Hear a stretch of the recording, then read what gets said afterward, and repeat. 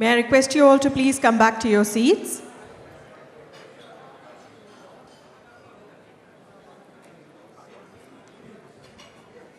We have a very interesting lineup of speakers for this session.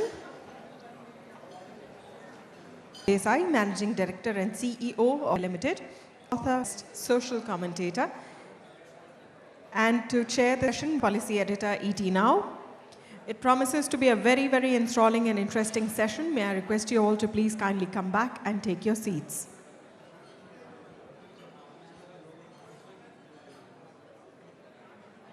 Shivakumar, Chairman and CEO, India Region, PepsiCo India Holdings Private Limited. A very warm welcome to you, sir.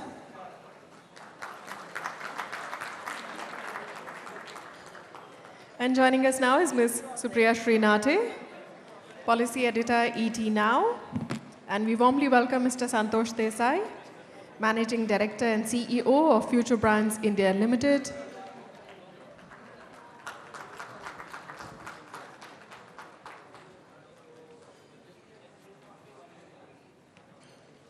So ladies and gentlemen, we are ready to start with Indestructible Brands, building brands to survive disruption.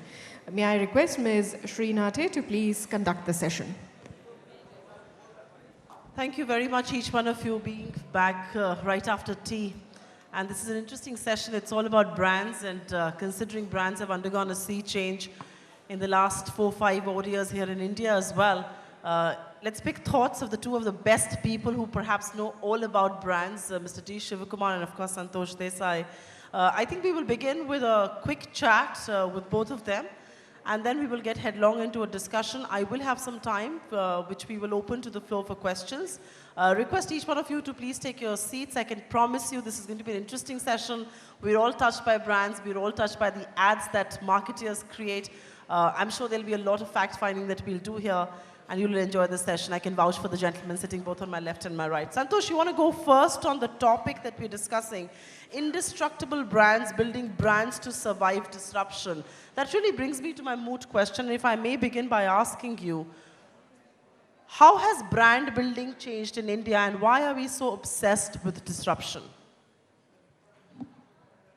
I think we live in a time where things are changing very fast. And we have said this for a few decades now. There is this sense that things are changing. But in the last 7 or 8 years in particular, it's not just the pace of change. It's as if our foundational assumptions, the way that we see the world itself has changed. And I think this is what creates, I think, a very interesting challenge at this particular point in time. I found the subject interesting, indestructible brands, building brands to survive disruption. Implicit in this articulation, it's curious because it actually, what it does is, there are certain assumptions that are built into this. It says, building brands to survive disruption, not to create disruption. Brands are implicitly imagined as some sort of citadels, some fortresses, which do not create the new, but which somehow must survive the new, which are not the fount and the source of change, but they are under attack from change, and they must protect themselves against disruption.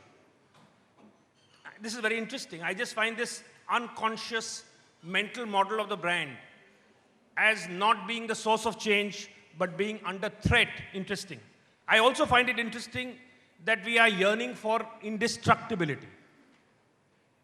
This idea that a brand is a permanent asset that you create once, which stays for life and forever, which survives attacks that marauders and invaders make on it, and it stands there proud, defiant, over millennia. This is an outdated idea. This yearning, this nostalgia for a permanent notion of a brand is fundamentally at odds with the world that we live in. And I think, to me, this challenge, in many ways, is a defining challenge of our times. How do you imagine brands? We keep talking about digital, We keep talking about change, but do we really embrace the meaning of that change? Do we really account for the fact that if indeed things are changing with that kind of speed, then how we think of brands must necessarily change. Some of the implications, I think, of this kind of a mindset would be that we look, above all, every time when we are creating a brand today, we are actually predicting the future. We are putting our stake in the ground and saying, this is my imagination of the future. This is how I see the future. And that take could be right, it could be wrong. It is scary at times, it is terrifying, because earlier brands were the sum total of all possible strengths, physical capabilities. If you had more money, you could withstand, attacks from other challengers. Today, what drives the world fundamentally is ideas and imagination. Increasingly, the biggest business ideas of the last decade are all based and are products of the imagination. Not a product of infrastructure or hardware, but the human imagination, which is fluid, which changes. The earlier cementing notion for brands was the idea of loyalty. We wanted our customers and consumers to be loyal. Loyalty is a meaningless idea. It was meaningful at a time when change happened at a incremental in an incremental way. Today, change happens it's in waves. There are new waves of imagination that come in and overwhelm the past with newer ideas, with a new way of seeing the world. In a world like this, the idea of loyalty has very little meaning in the way that we understood it. Relevance, it's about only brands that do not resist change, that do not merely manage change, but that feed on change. It is those ideas where change enables the brand. Instead of change being imagined as a threat, how do you ride? It's the metaphor is that of surfing. It's about flying a kite. You depend on change. You depend on movement to create energy, to create new ideas. You don't fight it. And to me, that at a very fundamental level is the kind of shift that I think and the challenge that we see today. That's a fair point indeed. Some very thought-provoking statements there. We depend on change as brands. So the permanence of brands is perhaps an elusive concept. The world is being driven not by permanence of brands, but by ideas and imagination that human mind knows no limits to. And of course, yearning for indestructibility is something that does excite and also enthuse Santosh Desai. But the floor is yours, Shiv, to make your presentation. And then, of course, we go into this discussion.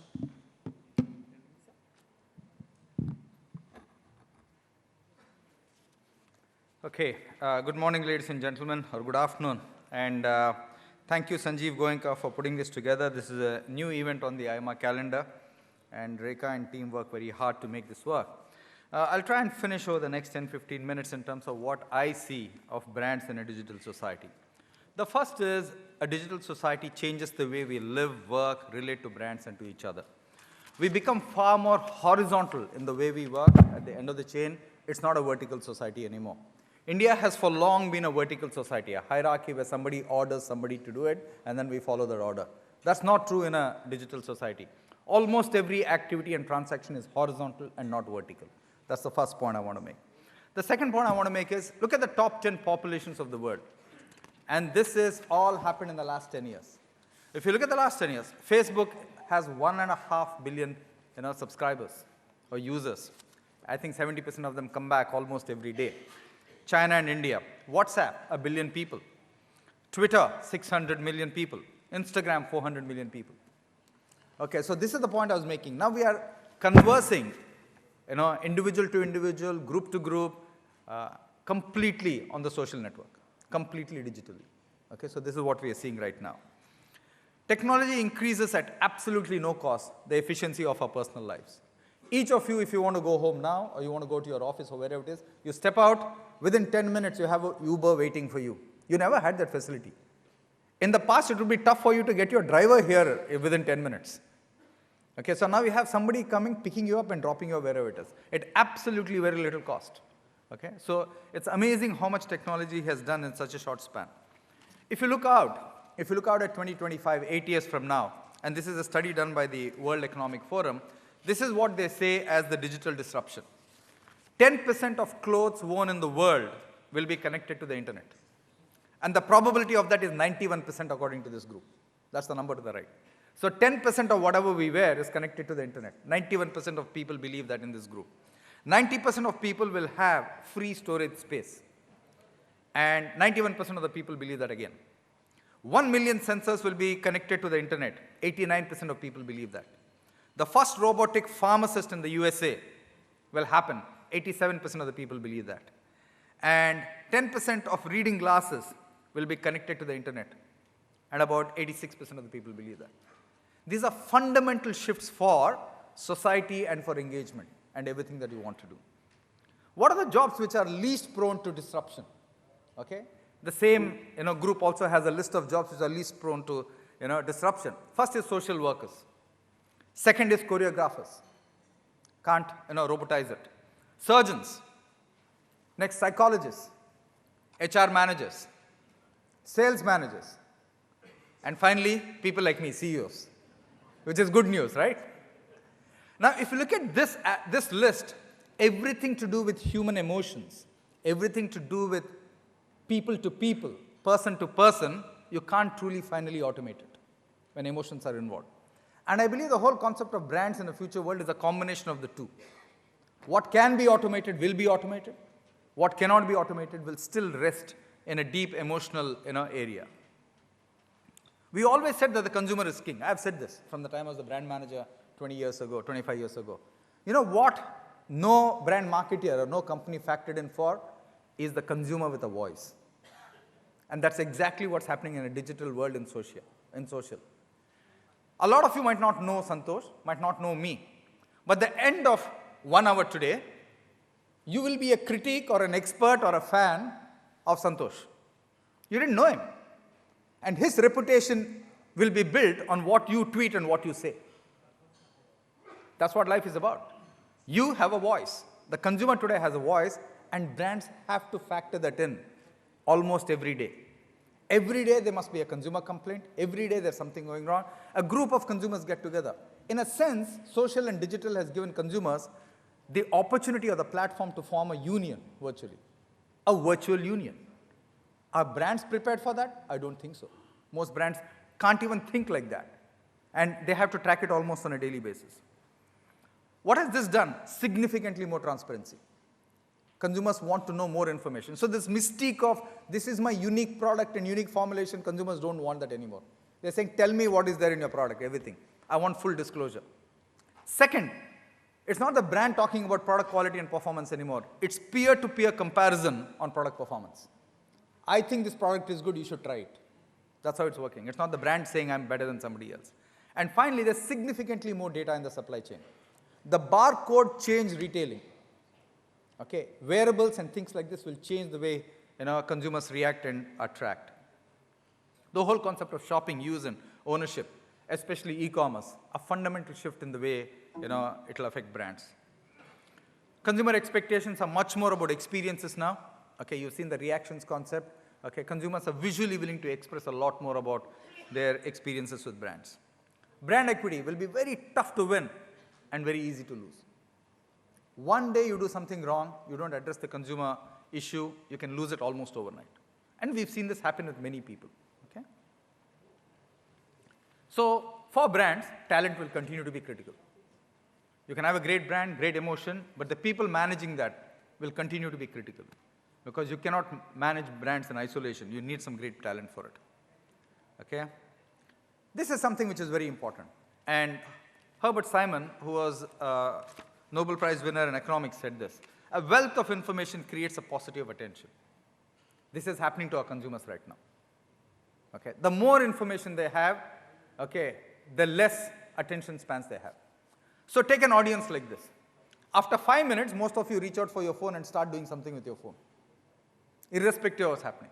So we are going to live in a society where consumers are going to be challenged for attention. It's not in minutes we are talking about. It's virtually also in seconds. So the creative for a mobile world, I believe, will be very different. So traditionally, we've told a story and ended the story at the end of 30 seconds or 45 seconds. In a digital world, what we are noticing, and all the research that Facebook has done, you have to get your story or main message in the first 2 to 5 seconds. And the consumer has 5 seconds after that, full stop. So like T20 in cricket, I believe the new format in advertising in social and digital is going to be T10, 10 seconds. So all the creative people have to completely reimagine what they're going to do.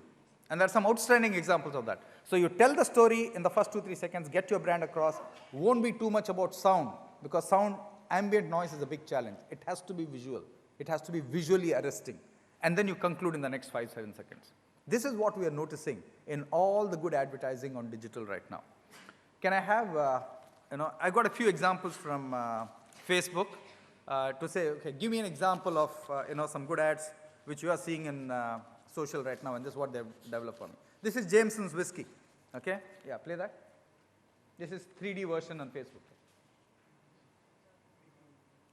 No, that thing has to move. Not more? Okay, so there's some, okay. This is Maggie. Okay, the point is Maggie was seen as a fuddy-duddy brand, okay, a kind of a kitchen mate. Here's a new product they've introduced. This video is not working. So that syrup keeps flowing. So a kind of a videography, cinematic feel in digital medium is what is working, okay? Next is a very good ad again, Connor Noodles. Hey, where's that? Yeah. Connor Noodles, they are talking about long noodles. And this guy keeps slurping it and keeps going into mode. The thing doesn't stop for 10 seconds. Okay? It's Connor Noodles. Okay? Simple 10 seconds, story being told with one visual far more effectively than ever before. Okay? So that's the world we're living in. So I'll conclude by saying we are going to be in a horizontal society. You're already seeing that. And in corporations, I see more of it. Today, young people do not accept hierarchy. Okay? So the whole concept of a horizontal society is what you'll see with digital. Second is, the more information you have, the less attention people have at any point of time. So how do you grab the attention of the consumer who's constantly seeking more transparency and more information, but does not have the time to engage with you? T10 is the new T20, okay? And you'll see more of this. So if you're a brand owner, start asking your agency to start thinking like this. Ask your brand team to start thinking like this, okay? After television, investment in social media has the best impact in terms of incremental reach, 4.7 percentage points, according to research done by the social media guys. And we need to figure out how we tell a story in reverse in advertising right now in social media, okay? So this is what I had to say, ladies and gentlemen. Thank you very much for your time and attention. Thanks a lot, Shiv. Some very important points made there. The consumer no longer wants to be told. He wants to tell you instead. There is no unique sale point anymore because you're going to be, in any case, be compared to your peer. Consumers are challenged for attention. You've got to grab it at any cost in the first 2 seconds, like Shiv pointed out there. But let's just get headlong into the discussion. I have 6 basic questions. I'm sorry, I'm going to open the floor to questions later. We will first discuss 6 basic questions with both these gentlemen here. And Santosh, if I may begin with you, and you raised some very important points when you spoke about how the world has changed. It's no longer brand that is, the permanence of brand is an elusive concept. How different is brand building today? Have fundamentals of brand building changed? Well, it depends on what you mean by fundamentals. So it's always possible to argue it both ways. But if by fundamentals we mean that at the heart of every brand there must be a compelling idea that must connect to a strong and a very basic human need and an emotion, and that brand must present itself in ways which create a certain amount of predictability so that I know what to expect from a brand. I think to those, at that level, I think the brand continues to be following similar principles. What has changed is the context, the fact that A, things, consumer needs evolve much more rapidly. B, the competition and the fact that the landscape around the brand changes, is in a state of flux. And therefore, it isn't that sense that, there will be a kind of a marginal incremental change. You are not merely defeated by new competitors, but by new ways of solving that problem. So it's a completely different kind of a pattern that you are facing. So yes, some fundamentals continue, but the context is completely different. Fair point indeed. Fundamentals continue to be the same, but the context is very different. What is that extra element today that's required in brand building? Some people call it strategy, some people call it digital. But what is that extra something that's required, Shiv? Yeah, so I'd say, building on what consumer Santosh said, every brand at its heart has a promise. When you exceed that promise consistently, that's when consumers give you the business. Whatever it is, you could be selling a car, you could be selling shoes, you could Give be us selling examples. anything. For example, if Volvo stands for safety, they must consistently exceed on safety to consumers and make them feel good about it. Full stop. Okay?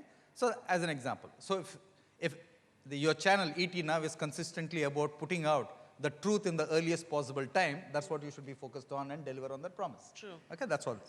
But the big difference is earlier the brand spoke to the consumer and the reaction was, and the flow of information was one way. And so the consumer accepted it and said, the brand is here, I am a lower being and I accept it. Today that's not true. Today what happens is, it's the brand at the center and consumers all around the brand. So whatever they are saying to each other gets amplified and you are at the center of it or you are at the receiving end of it. That's one difference. The third fundamental difference in a market like India, more than any other market, the role of the middleman. In the past, plain distribution got you a certain share and you focused on it. Okay? In every industry today, a middleman who adds no value is dead in a disruptive world. Take the music industry. The guy who was selling you music had no clue of what music was. He's dead. Take the books industry. The guy who was selling you a book had no clue of what book was. Dead. Take the travel agent business. The travel agent had no idea of which plane what happened. Every middleman who adds no value is dead.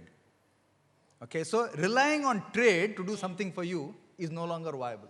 So I think those are the fundamental points I would say of what has changed. Have changed. I want to talk to you because the topic of our discussion is how do brands survive disruption, and both of you have raised a very valid point about do you need to survive disruption or not, or do we need to change with it. I want to go to the other point, and this is really coming in from the naysayers, and they believe are marketers getting too carried away by jargon, digital, social, local, this whole so-lo-mo. Are marketers getting carried away by something like that? You want to go first on this?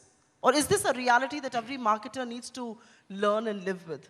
Yeah, I mean, business depends on jargon. I mean, where will business be if it didn't have jargon? Every trade needs its specialized language in order to feel special. Business needs it, brands need it. But while that may be a universal phenomenon, to dismiss this as jargon or to say that, see, just because you talk about something endlessly, very often, it's a form of, I would argue that any subject that is discussed too often in business is a form of exorcism. You want to talk about it so that you don't have to do anything about it. You sort of try and inoculate yourself from actually having to do anything about it by just endlessly talking about it. But in this case, whenever the fundamental and the dominant medium of a time changes, everything changes. Television changed everything in the world. It changed the nature of relationships with not just business. It changed the notion of desire. It made, celebrities what they are. With the coming of digital, society changes. The world changes. Anybody in business who does not look upon this as a really radical fundamental shift, which will lead you to question everything that you do, I think would be living in a fool's paradise. This is not jargon. There may be jargon attached to it. That is not to say there is no jargon, that it proliferates. But at its heart, this is a real fundamental shift. It's an important point that, digital is here and you've got to make your peace with it. But Shiv, do you believe at one level the biggest challenge that the industry at large faces is that marketeers are not native digital? I mean, people who are building brands today were not born with the kind of digital evolution we are seeing today. How are they going to hone their skills, and is that one of the biggest challenge? That's a great point you make. And I want to go back to the late 80s and early 90s, around the time I was just about a brand manager. When television took off in India, 84 first Asian Games Delhi, 91 LPTs, extension, etc. The traditional big spenders on advertising were Hindustan Lever, Colgate and other companies. They were the last to adapt to television. The companies which took to television the first and built fantastic brands, Vico Vajajanti, Vicks, and Nirma. Because these people who were traditionally strong in outdoor radio and print were asking people for data, saying, okay, show me data, show me proof, etc. They were the last guys to change. They took quite a long time to change. The same thing is happening now. All the people who question digital, as you're rightly saying, are either ignorant or don't want to shift because they have a certain skill base. Okay, and that's absolutely death. I believe in today's context, if a brand has a budget of 10 to 15 crores, they should only do digital. Forget everything else. It's not worth it. But to be on digital, you need minimum, and these are numbers we've worked with Google and Facebook all the time, you need about 35 lakhs per month to be effective in digital. You can't go in with digital and say, I give you 5 lakhs, do something. So the budgets for digital are a lot higher. Absolutely. So 35 lakhs per month for 12 months of the year, about 5-6 crores if you put there, then it works. If you try to do TV plus print plus outdoor plus that with 10-15 crores, it won't work. Next, you talked about jargon. I think every industry, as it evolves, picks, let's take models and jargon. The marketing and advertising industry talked about AIDA, awareness, interest, desire, action, day after recall, top of mind, share of voice, share of market, blah, blah, etc., and correlations. The worst thing you can do is not have a new lexicon. The moment you have old lexicon for a new medium, you're dead. And the best example I can give you is banner advertising. The moment we said banner advertising, today is the 25th year of banner advertising in the world. When you call it a banner, people literally looked at it as a 6x3 and put a banner. It had nothing. So in a medium which could have been far more effective, we made a static banner.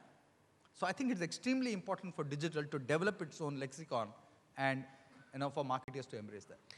Santosh, the point that is being made here is that either people are ignorant or they are resistant to change, and which is why they're not moving to digital. But the question that I raised, and I'll come back to you with this, is that most marketers today, barring perhaps the youngest Turks around, are not native digitals.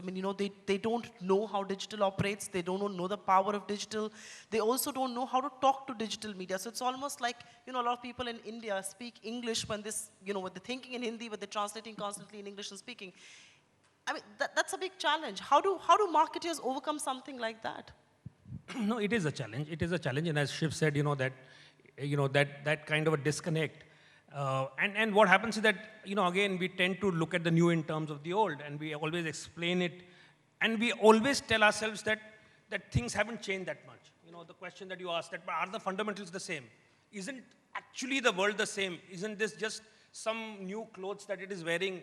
Which, that reassurance that we constantly seek to provide ourselves, saying that we are all right, we are not outdated, we still understand the world, although it is increasingly parts of it are incomprehensible to us. Right. So I think the only way to sort of deal with something that you don't understand are two kinds. One, you get a crash course in it, you plunge into it, till you engage with it personally, and here the relationship, you have to blur the line between you as a personal user of digital and using it professionally.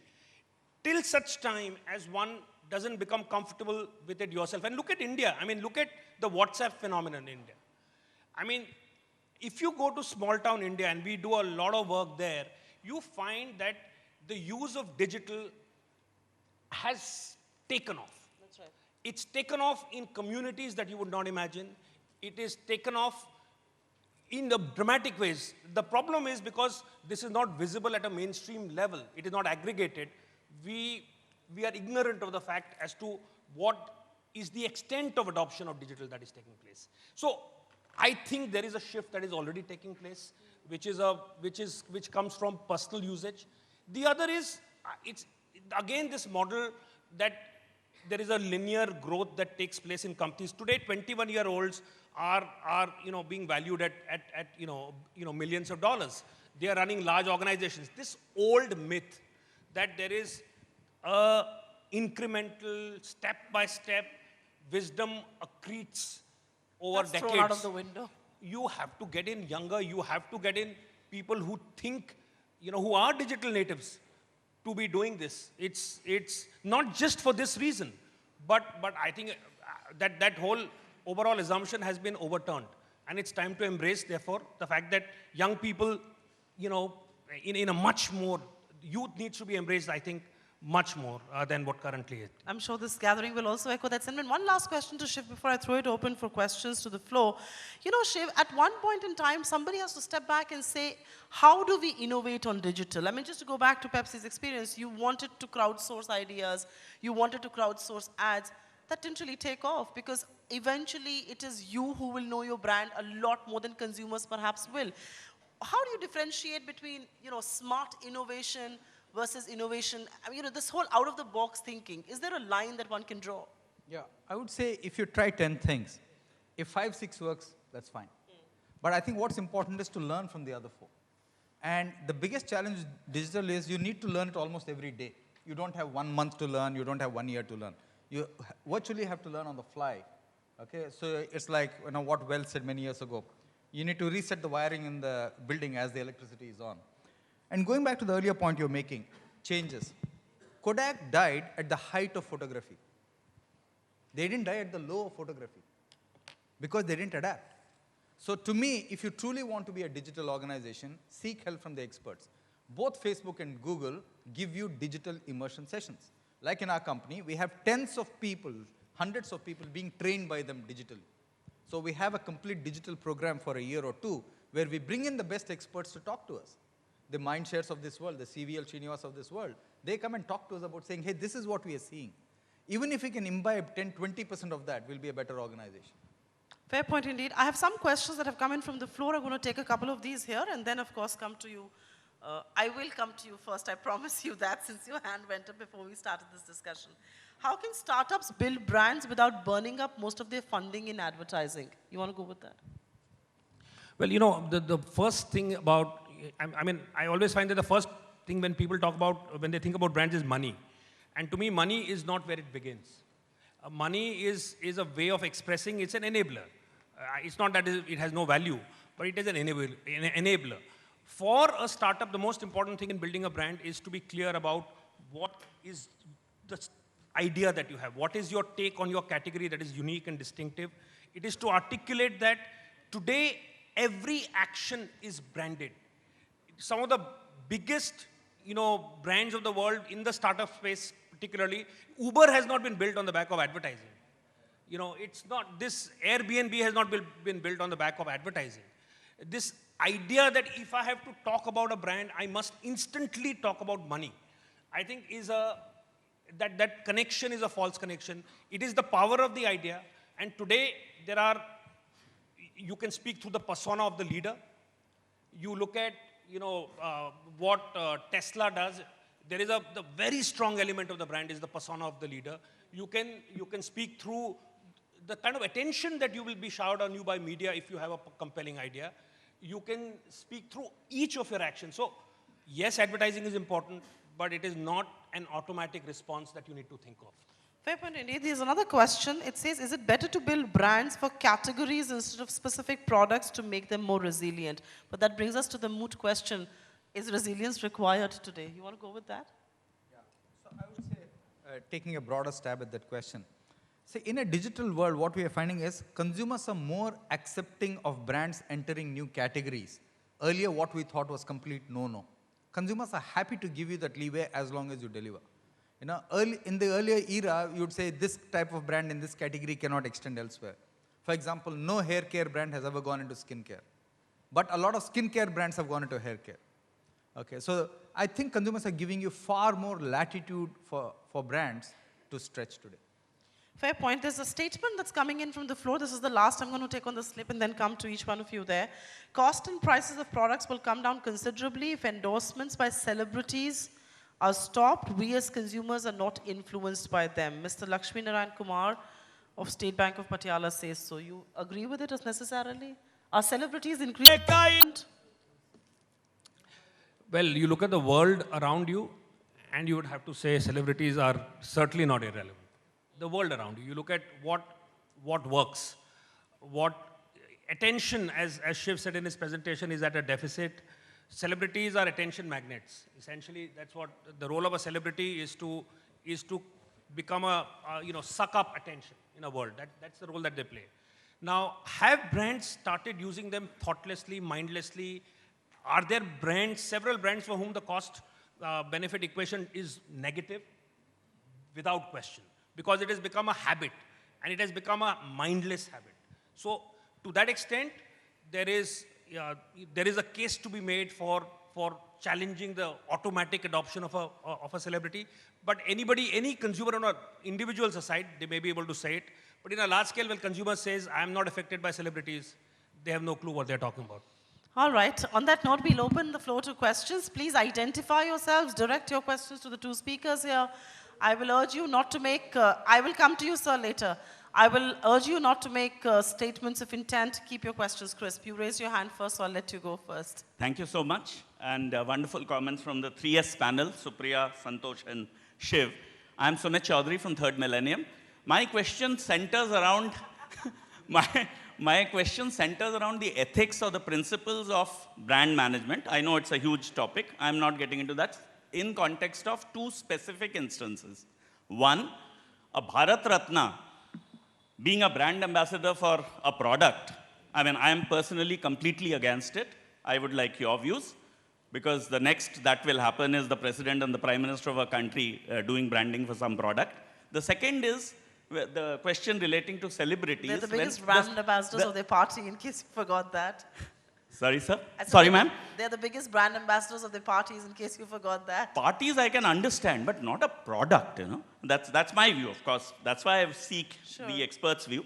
And this is in the context of celebrities who got into trouble for endorsing products which, you know, turned out to be not up to the expectations. So what are those principles or ethics that need to be followed on both sides? That's the question precisely. Thank you so much. Bit of a tricky question there. Both of you can go at it. Yeah, see, I think in the traditional wisdom, I can understand that question, the first part of it, as to should a Bharat Ratna, which is an exalted position, be peddling products? I mean, that is the heart of the question. What is, 10 years ago, the answer would be obvious. In terms of the popular sentiment, it would be very clear. Of course not. I mean, today, some things have changed. One, the idea of the brand today is not just about a product. It is not just about selling a motorcycle or selling a real estate project. It is now people are brands, political parties are brands, institutions are brands, and you have very, very exalted individuals who also represent these institutions. So the idea of the brand today is no longer limited simply to narrow commercial activities. So to automatically say that anybody who has won an award like that, therefore, will not be associated with representing any kind of brand is untenable today. Does it mean that that individual, there is an expectation, should exercise judgment in associating with a certain kind of product? That's a fair expectation, I think, which is pretty much, I think, also the point that is being made in the second part of the question. There is a responsibility that is implicit when somebody becomes, an icon of any kind, and that responsibility there should be thoughtfulness, and that sense of responsibility should be reflected in the choices that you make. So to that extent, that is again a natural expectation, and I would agree with the fact that there's an expectation. It cannot be enforced, but it's a natural expectation. Fair point indeed. Just before I throw this to you, it's also a question about, you are a Bharat Ratna. There's a certain source of income that you have from products like these. Should you give up on a Bharat Ratna because you want to continue? So, there are both ways to continue. But I'd be interested to know what Shiv thinks about this. So I would say, it has to be a decision both the celebrity and the brand take. I can give you a celebrity example. Rick Charlesworth, hockey captain of Australia, refused to play Test cricket for Australia because it was sponsored by a cigarette brand. He said, I will not do it. That's a call which he took. So I think, there's no right or wrong about this issue. So that's what I would say. Second is, this whole thing of leaders being just leaders is no longer true. Let's take a very simple example which happened 3 years ago. Barack Obama went and stumped for Chicago as Olympic city, yes or no? So some people can say, why is the president of America is doing this? At another level, he says, I belong to Chicago. I've been junior senator. I've been senior senator. I believe this is the way I can contribute. He's perhaps the best brand ambassador of the place. So is Olympics a commercial activity? Yes, it is. But for a president to go and pitch for his city, I thought it was actually a good thing. I didn't think it was a wrong thing at all. Next is association. And association happens a lot without the leader, and I'm specifically talking about, political leaders. Brooks Brothers is a great example. Brooks Brothers consistently says, suits worn by Kennedy. Obama wears our suits. 10 presidents have worn our suits, or 6 presidents have worn our suits. It's by association. So if you're a brand, what happens with the Oscars when the lady or the guy is walking there? What do they ask him? What are you wearing today? I'm wearing a Versace. So if you're a Versace brand, will you take advantage of that or not? Almost certainly yes. So I think in a digital world, it's just not one way. It flows both ways. That's one point. The second is, for once, it's actually a good thing for celebrities and brands. You know why? A celebrity has a tracking mechanism. I am followed by 3 million followers. So when he talks to the brand, it's no longer qualitative that, Shah Rukh will not come and tell you, I have 3 good movies lined up next year. He'll say, I've got 6 million followers. How can you help me make it 10 million? So there's a quantitative discussion now as opposed to a pure qualitative, I think he'll make it kind of a discussion. Okay, so celebrities, in fact, I believe will benefit from this. But equally, the charm of the celebrity is lost. Earlier, you waited for an advertising. You had a peep into his or her life. Today, you can follow a celebrity every second. You know So what they they're have to be eating, relevant. where they're going, who they're partying with, everything else. Absolutely. Somebody had a question here in the center. Do you have a mic on you?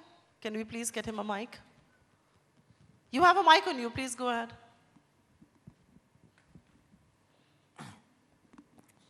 You are talking about brand. Do you think tangible and intangible brand created in a particular geography had correlation with brand of a country? Country means like developed, underdeveloped, developing country. Suppose America has 5 or 20 good brand, or India have 2 good brand. And if India surpassed by another 10 good brand, it means India become developed country from developing or remain at the same level. Thank you. You want to go with that? I mean, there might be a kind of a loose correlation between the degree of development of the country and the number of global brands that it creates. But that's not I don't think that is a causal variable. It's not the determining variable. I think there are, if you look at the US, it has a disproportionate share of the top 100 brands in the world. I forget the exact number, but there was a time when it was over 60 to 65 of the top 100 brands in the world were coming from the US. And that kind of a disproportionate share that it had came not just because it was more developed than other countries, but it also came because it has enormous amount of soft power. If you look at what brands ride on, you take away Hollywood, you take away music from America, and you will find a lot of brands, and will fall away. There is a reason why countries that have strong cultural power and a cultural currency across the world are countries that actually create a lot of brands. And therefore, India's, I think, if you were to look at, there are several reasons why Indian brands have not gone global, but there is great opportunity, partly because India has soft power. Just as currently there is a great reluctance for, historically there have been a great reluctance of Indian companies to invest in this very intangible idea called a brand. But I think that is about to change. And I think you will see, more global Indian brands come and then take center stage. Somebody had a question here in the center. The lady has a question here. Can we please get a mic? I'll come to you next. Yeah, I'm Nirmala Mehendale from the Bombay Management. The question I have is the theme of this conclave is making India a creative superpower. And we also know that perception is reality. So going to the social cause marketing space, and there's some fantastic things like Google and Ariel have come out, and individuals across spectrums of age, I find enjoying that. Do you think it's here to stay? And do you think it would have value to make this country and change some of the perceptions on the table? Shiv, you want to take that? I don't know, difficult. I honestly didn't understand the question, okay? So if you were to say, will digital have a role in building far more social awareness about the issues which matter to the country? Almost certainly yes. Today, a fight of an individual or a bunch of people is not alone. Okay, if they are fighting for justice, you'll have like-minded people who are fighting for justice across the world supporting them. For example, all the social commentary in India, a third of it on most issues is from Indians outside of India. It's not in India. They're from outside. So anywhere where there's injustice, I believe the social media and the digital world has a huge conscience, and that's a big benefit. You had to just tune into the TV speech at JNU last evening and realize the effect it had on social media and continues to have till morning. I mean, you know, it would have been an aborted story by morning if it did not have the impact on social media that it did. Somebody had a question here in the center. Yes, can we get him a mic, please? My name is Shubham. I want to draw a parallel with a brand called Tom's, which was launched in the US, which drew on the consumer appeal. For every product, every pair of shoe bought by the customers, they will donate a pair in Africa, and that caused a huge appeal. Now, if I use that relevance, something like that in India, Tom's used a direct appeal for consumers where they used a lot of feeling.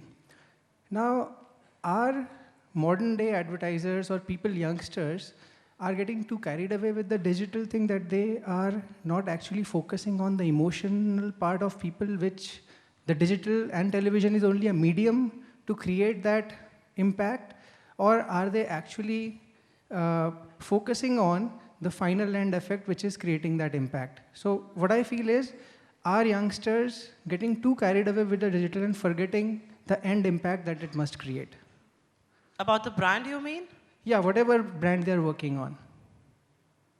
But I would believe that's a reflection of society. I mean, like he said, you can't keep your hands off your phone for the next 5 minutes. So it's just perhaps a reflection of how we live. Yeah, Santosh, you want to take No, I mean, I don't think that is necessarily true. I think, you know, because it is digital is a form of expression. It is essentially a way of expressing yourself, and you're connecting. So both, if you were to look at it from the consumer end or from societal end, digital is being used to very powerfully to express your feelings in a variety of different ways. And marketers also, if you look at the kind of connections that they are trying to draw, you will find that there is a lot of, I mean, you know, there was a talk of a lot of cause-related kind of digital work that you see. There is, I think, a fundamental shift of some kind that has taken place in the way marketers and brands also look upon society and their engagement with society. And if anything, I see, you know, so many more examples of the digital medium being used to connect at an emotional level with consumers. And certainly from the consumer end, there is an emotional outpouring that you see. I mean, social media is fundamentally about connecting at an emotional level. Even about rational things, there is an emotional, it is the manner of connecting is highly emotional. If anything, it is perhaps too emotional. Too emotional. You know, just to take your point about the emotional outpouring, the point that Santosh is making, and before I go to my next question, that's also the risk that brands run, because the verdict is so instant, the outpouring is so instant, and it's all for there to see. There is just so much more transparency on feedback, like they say. Is that also one of the biggest challenge of the brands? You launch an ad, and within the next 20 minutes, you know if it's an instant success or an instant failure. Yeah, so in a digital social world or a mobile-first world, there are two things which are important for every brand and almost every individual. Going back to the question earlier, which is, in this world, every individual is a celebrity. Okay, and that's the way you must think about it. Okay, anything which has talk value or share value is very, very high. Talk value or share value. We monitor the commentary on our 24 brands every morning. Every morning at 6 o'clock, the social listening agency puts out, this was what was said, so much is positive commentary, so much is neutral, so much is negative. So you as a brand marketer need to decide whether you're going to intervene or not. An issue crops up, 10 people comment on it. Are you going to talk about it? Are you going to intervene? Or you keep quiet? Okay, 50 people talk about it, 1,000 people talk about it. So if more than 1,000 talk and you're keeping quiet, then it means you are in trouble. Okay, so you really have to judge. And for that, companies need to be, I believe, very humble in accepting if something is going wrong, very responsive in getting back to the consumer, and to orchestrate that response within their organization. Because each department looks at it differently. Okay, and that is going to be the skill of a good cooperation in dealing with consumers in the social world. It can be very distracting sometimes, can it not, when you're constantly getting feedback and you have to constantly keep reacting to it? Yes, absolutely. So you have to judge, and I think people over time will get the experience to say, hey, okay, at this point of time I'll intervene or not intervene and let this pass. You have a question there at the back. Can we get the gentleman a mic? I have time for 3 quick questions. I see 4 hands though. No, I think the gentleman there had a question before you. I'll go to him first and then come back to you. The one who's standing there. Just raise your hands, I'll come to you, I promise. Good afternoon, everyone. I am Shagnik from IMS Ghaziabad. I have a very particular question. Right now, it's a very competitive market, right? So if once a company is broken loose, means a controversy has broken out, just at what happened to Pepsi. So will that be, how can you make it more effective into the minds of consumers? Like how to win back the trust of the people once a company is into a controversy or something like that? Because nowadays, it's very competitive. Good question there. That's fair. And no, that's what you need to judge whether you're doing things right. And social world allows you to be fully transparent and tell your side of the story. Like for example, the Pepsi commercial we had, which was about a strike, it had nothing to do with any other strike happening on any other campus. Nothing, zero. Okay? When it was conceived, thought, delivered, that was it. Some people took objection to it. But when we actually track social media, a lot of people said this is, baseless criticism.